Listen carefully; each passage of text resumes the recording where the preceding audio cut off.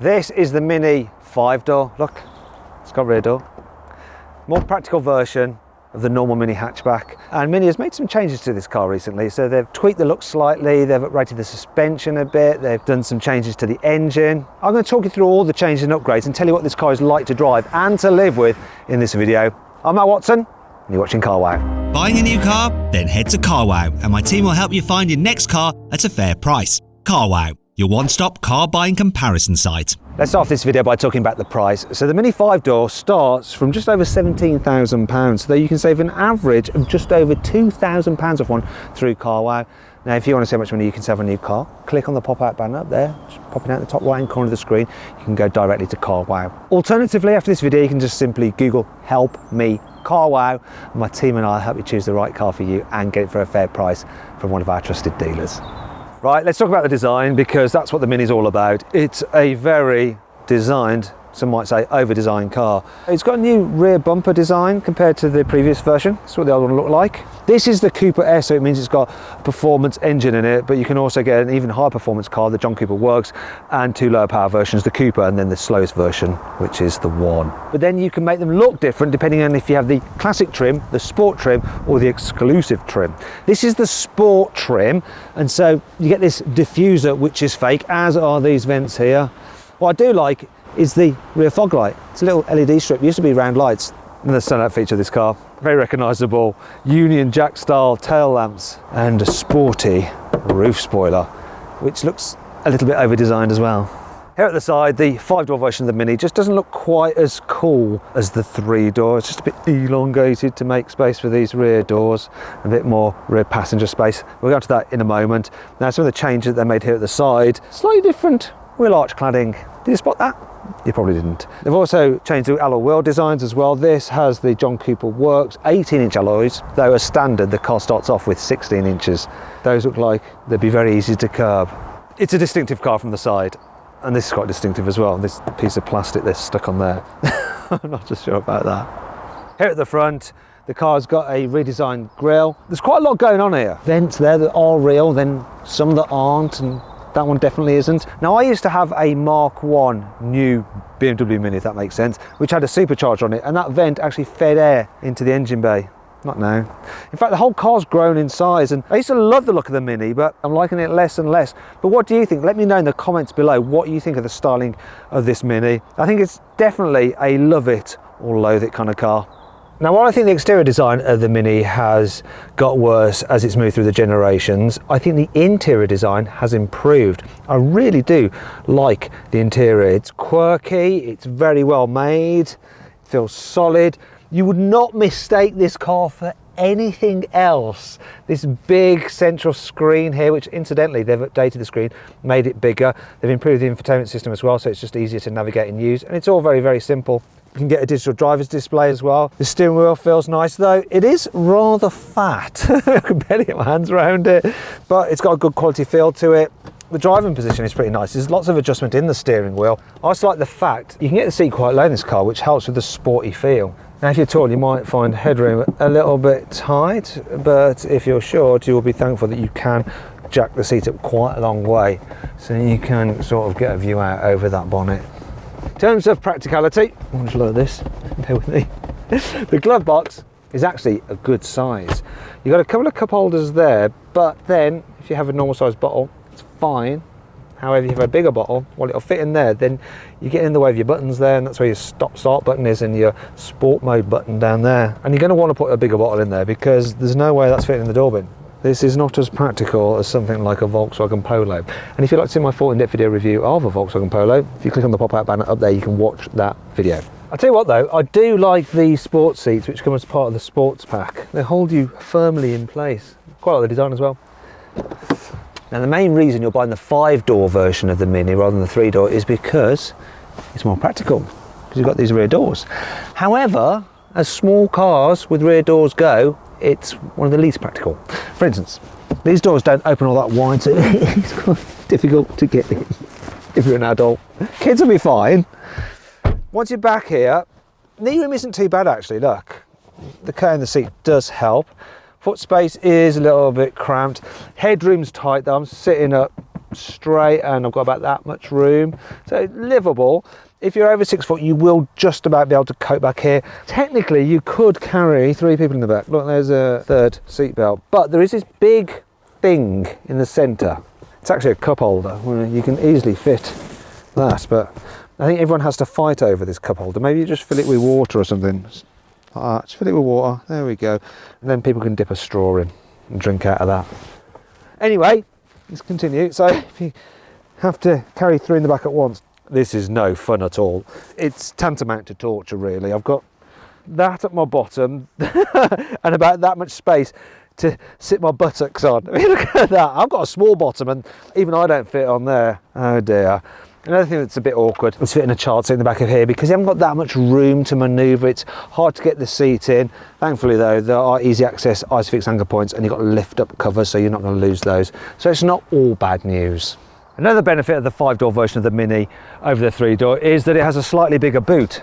Bigger by 67 litres, so now you have 278 litres of space, which is still a little bit on the small side. For instance, a Peugeot 208's boot capacity is 311 litres. If you want to see my full in-depth video review of that car, click on the pop-up button up there, you can go check out that video. However, this boot does have quite a lot of functionality.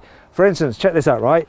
You've got a false floor and you can like store things under there if you want, or if you need to carry taller items in the boot, you can just prop that bit up like that and then have suitcases piled up, suitcases, 1 or 2 maybe, piled up here in the boot. And then when you fold the seats down, you might be thinking, oh my God, look, there's a big ridge. What happens if you want to slide something heavy to the front? It's going to be annoying. Well, you can actually lift this up. I'm going to demonstrate it now with perfect ease. Come on, come on. Look at that, almost seamless, eh? But there you go, look, then you have a continuous floor and you can just slide things out of the back of the car quite easily as well. And you've got some tie down hooks there, and oh look, there's a 12-volt socket. But there's something I've noticed that's a bit frustrating, and that's the fact that this bumper does protrude quite a way, so you end up leaning on it, and if it's dirty like this, it seems to catch the dirt, the design of it, you end up with very dirty trousers. And that brings me on to 5 annoying things about this Mini. Depending on where the sun is, you can get terrible glare off these dials, so you can hardly read them. And look at this. Look. As part of the Navigation Plus pack, you get wireless charging. The only problem is that it doesn't fit larger phones such as my Galaxy S20 Ultra. And if your phone does fit, seeing as it's enclosed and wireless charging, it can then overheat and switch off. Mini has fitted this car with a petrol particulate filter as part of the update. The only problem is that on this Cooper S version, which is supposed to be sporty, it's reduced the power by 13 horsepower compared to the previous version. This armrest gets in the way of the manual handbrake, so when you put it on, you have to fold this out of the way, and then, yep, there we go, got the brake on now, and then when I want to leave, I have to put that down and then fold that down like that. There we go. Wait. Oh, there you go.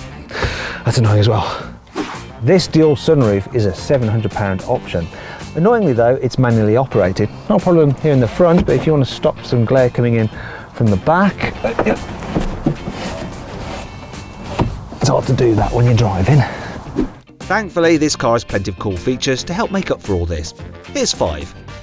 You can get the car with interior ambient lighting, and if you want to switch the colours, you don't have to mess around by going through menus in the infotainment system. There's a button there, you just press it and you can cycle through all the different colours it does. Sport models of this car come with a new type of damper. When you hit a sudden jolt, the damper opens up a valve to let it move more freely, so you don't get that shock going through to the cabin like you would have done on a standard damper. Now you can get that system as an option on other trim versions of the Mini. There are various wired charging options depending on how old you are, which is kind of important considering Mini is quite a wide range of customer. For instance, for the old fogies, there's a 12-volt socket there. For middle-aged, you've got the normal USB. For the youngsters, there's a USB-C. Unlike with some other manufacturers, the car gets a contrasting roof as standard, though if you'd rather have it the same colour as the rest of the body, you can do. Optionally, you can now get the car with a tri-colour roof, and the way it's sprayed means that each one is completely unique. Check it out, look, we've got Apple CarPlay without having to connect a wire. If only there's Android Auto, then it'd be perfect. It's not there. Now let's talk about the engines. So it's quite simple. There's 3 to choose from. So there's the Mini one. It has a 3-cylinder, 1.5 litre turbo petrol with 102 horsepower. Then there's the Cooper, which has the same engine, but it's tuned up to 136 horsepower. Then there's this Cooper S version, which has a 2 litre, 4-cylinder turbo petrol with 178 horsepower.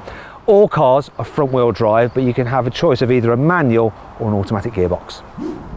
Now let's see what this Mini is like to drive, starting off with what it's like in town. Because it's relatively small, it's quite decent for nipping through gaps in traffic, and the responsive steering means that you can change direction pretty quickly.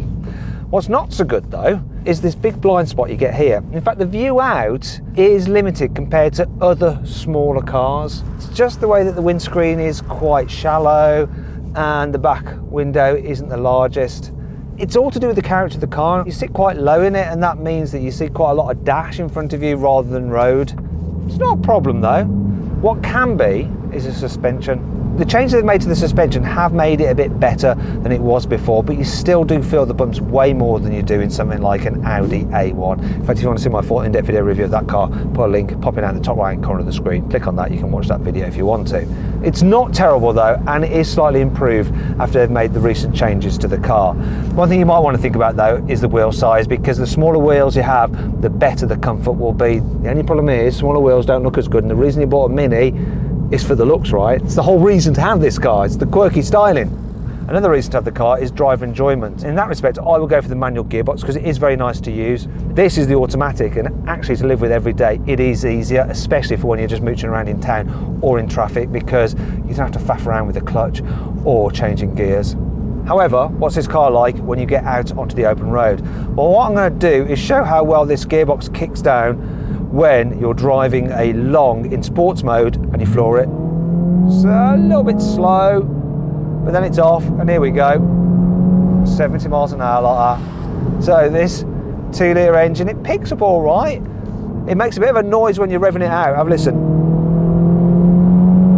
I'm not sure that's a good noise, like it's not enjoying it so much, and it doesn't really rev out hard at the end of the rev range either. It's all a bit lethargic at the top end. Bit of a shame really, because that's the whole point of having the Cooper S, the performance. Anyway, I'll come back to the performance in a moment, because I will launch this car to see how quick it is from 0 to 60 miles an hour. But what I want to tell you about is the main problem with this car for longer journeys, and it's the noise you get from the tyres. This car is so noisy when you're cruising along at 70 miles an hour. And once again, the bigger the wheels, the more noise you get. However, none of this matters, does it? Because you've bought a Mini for that go-kart handling, for the fun factor. And it does have a darty feel to it. Once it's set up in a corner though, this car doesn't lean much at all in the bends. It stays nice and flat. But it's just not quite as much fun as you think it might be. In fact, if you want a fun handling small car, get a Ford Fiesta. It handles better than this. I don't think this car is particularly bad at handling. It's more that it's getting on a bit now, and other cars just do a better job of it.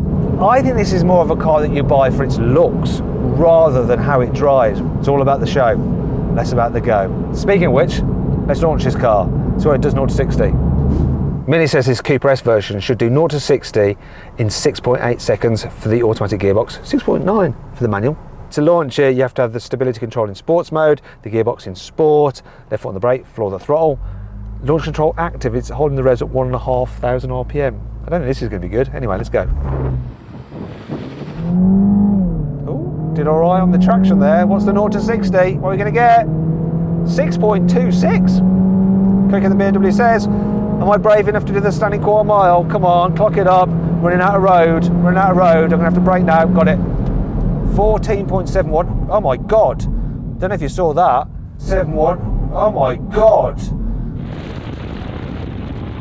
When I was braking, this car was just all over the place, just moving around. Wasn't stable on the brakes at all. It was quite frightening. Oh dear, oh dear. Maybe that's how it does have go-kart handling, because that's what little go-karts do. I'm coming in hot and I can't be beat. Watch out now.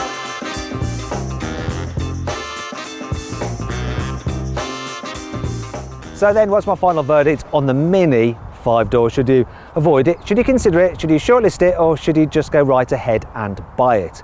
Well, I reckon you should consider the Mini 5-door. It's the kind of car that you're either going to like the look of or not, and either going to want to buy it or not.